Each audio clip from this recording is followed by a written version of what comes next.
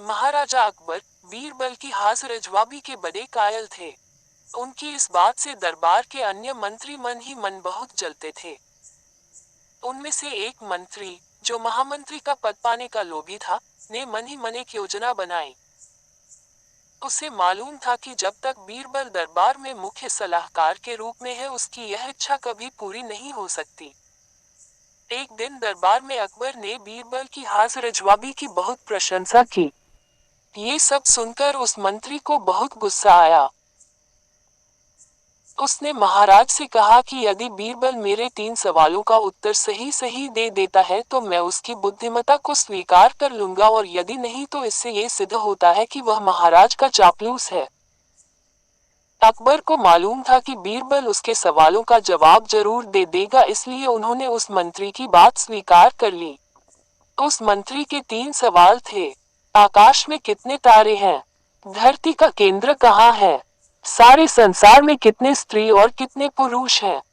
अकबर ने फौरन बीरबल से इन सवालों के जवाब देने के लिए कहा और शर्त रखी कि यदि वह इनका उत्तर नहीं जानता है तो मुख्य सलाहकार का पद छोड़ने के लिए तैयार रहे। बीरबल ने कहा, तो सुनिए महाराज। पहला सवाल। बीरबल ने एक भेद मंगवाए और कहा, जितने बाल इस भेद के शरीर पर है, आकाश में उतने ही तारे हैं। मेरे दोस्त, गिनकर तसली कर लो, बीरबल ने मंत्री की तरफ मुस्कुराते हुए कहा। दूसरा सवाल। बीरबल ने जमीन पर कुछ लकीरें खींची और कुछ हिसाब लगाया। फिर एक लोहे की छत मंगवाई गई और उसे एक जगह गाड़ दिया, और बीरबल ने महाराज से कहा, महाराज, बिल्कुल इसी जगह धरती का केंद्र है, चाहे तो आप स्वयं जांच लें। महाराज बोले, ठीक है, अब तीसरे सवाल के बारे में कहो।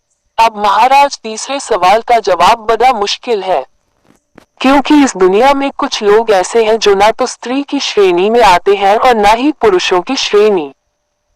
उनमें से कुछ लोग तो हमारे दरबार में भी उपस्थित हैं, जैसे कि ये मंत्री जी।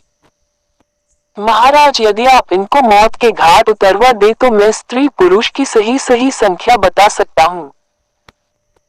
अब मंत्री जी सवालों का जवाब छोड़कर थर थर कांपने लगे और महाराज से बोले, महाराज, बस बस, मुझे मेरे सवालों का जवाब मिल गया। मैं बीरबल की बुद्धिमानी को मान गया हूँ। महाराज हमेशा की तरह बीरबल की तरफ पीठ करके हंसने लगे और इसी बीच वह मंत्री दरबार से खिसक लिया।